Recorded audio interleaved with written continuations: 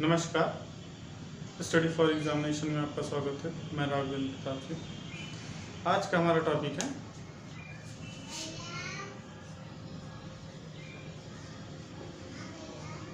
प्रस्तावना।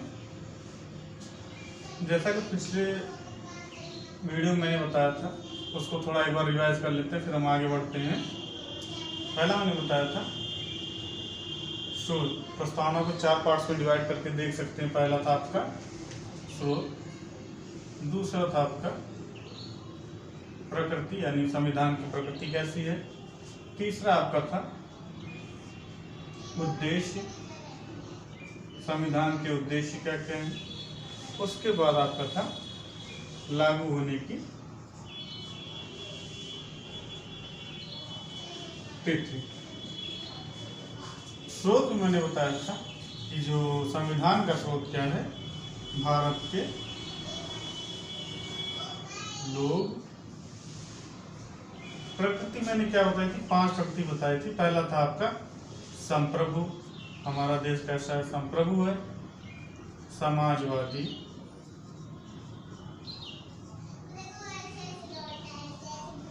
धर्मनिरपेक्ष, या इसे हम कभी कभी क्या देखते हैं, पंथ निरपेक्ष। आपके एग्जामिनेशन पेपर में पंथ निरपेक्ष भी लिख के आ सकता है। संप्रभु, समाजवादी, धर्मनिरपेक्ष, लोकतांत्रिक, और 5वां है गणराज्य। इन सब के बारे में मैंने आपसे चर्चा की थी।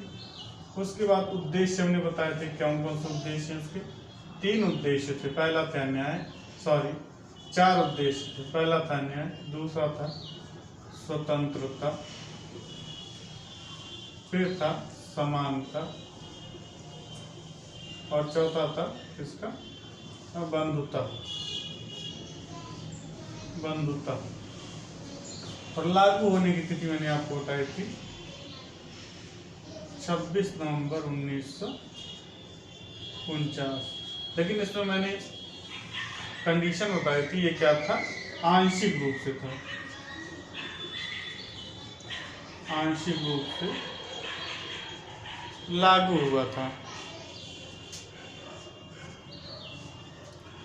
तो क्वेश्चन ये उठता है कि आंशिक रूप से जब अगर 26 नवंबर 1949 को हुआ था, तो ये पूरी तरह से लागू कब हुआ था। तो ये पूरी तरह से लागू हुआ था 26 जनवरी 1950 को। ये क्या हुआ था, पूरी तरह से लागू हुआ था। यहां तक आपका समझ में आ गया। चलिए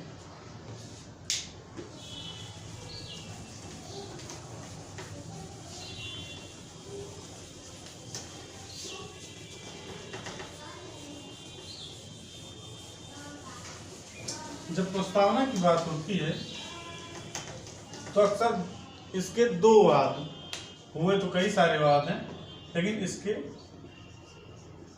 2 वाद से बहुत ज्यादा क्वेश्चन पूछा जाता है। पहला था आपका बेरुआरीवाद,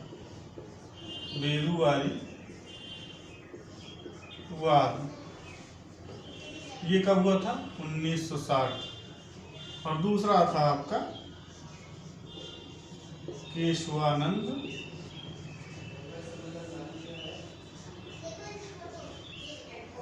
भारतीवाद, 1973। प्रस्तावना से रिलेटेड ये जो 2 वाद हैं, ये आपके मोस्ट इम्पॉर्टेंट हैं। इनसे आपको अक्सर क्वेश्चन देखने को मिल सकते हैं। तो इन वादों में कुछ आपको निर्णय हैं जो आपको याद करने की जरूरत है। बेरुआरीवाद में निर्णय क्या आया था सुप्रीम कोर्ट का। सुप्रीम कोर्ट ने इसमें कहा था कि जो ये आपकी प्रस्तावना है, ये संविधान का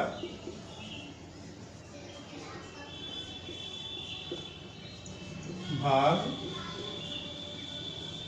नहीं है। इसने इसको प्रस्तावना को संविधान का भाग नहीं माना। और केशवानंद भारतीवाद में क्या हुआ, इसमें 2 निर्णय आए। पहला क्या था इसको कहा गया ये संविधान का भाग है, इसलिए इसमें अनुच्छेद 368 के तहत संशोधन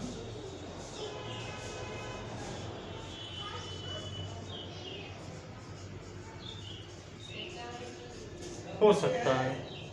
और जो दूसरा इसका निर्णय था, संशोधन किस प्रकार का होगा, जो इसके मूल ढांचे को, यानी संशोधन किस प्रकार का हो जो प्रस्तावना है संविधान के मूल ढांचे को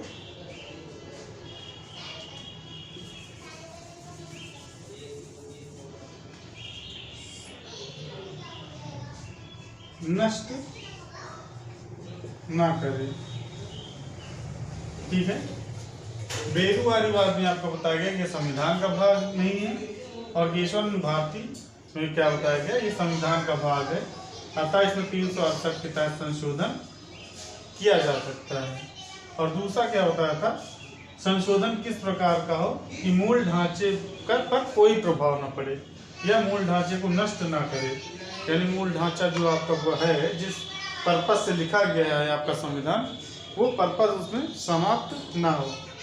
ठीक है, यानी जो न्याय की बात की गई है, सामाजिक आर्थिक राजनीतिक न्याय, स्वतंत्रता की बात की गई है,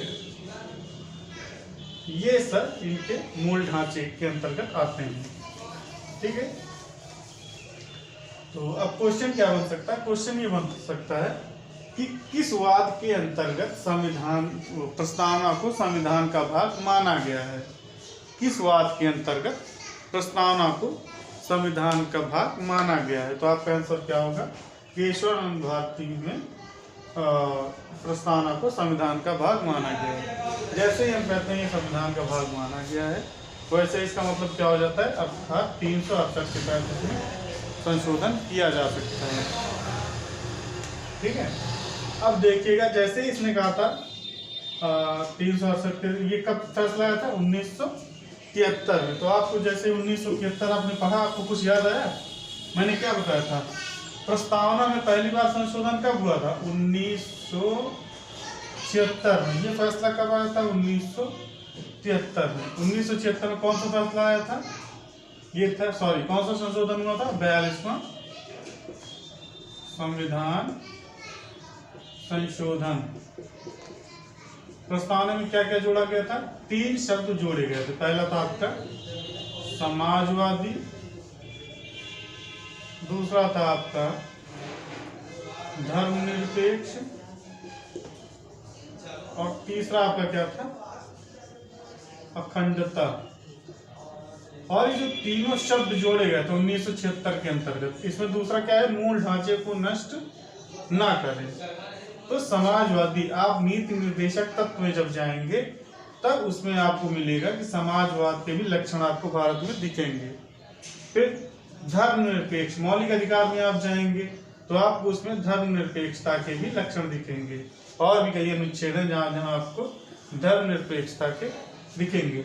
और अखंडता यानी राष्ट्र की एकता, यानी जो किस प्रकार की एकता, अखंडता, जो तीसरा शब्द जोड़ा गया था अखंडता, ये भी आपको अंदर देखने को मिलेगा। यानी इन तीनों को जोड़ने से संविधान की प्रस्तावना या संविधान के मूल ढांचे में कोई फर्क नहीं पड़ा, इसलिए इन तीनों को इसमें ऐड कर दिया गया।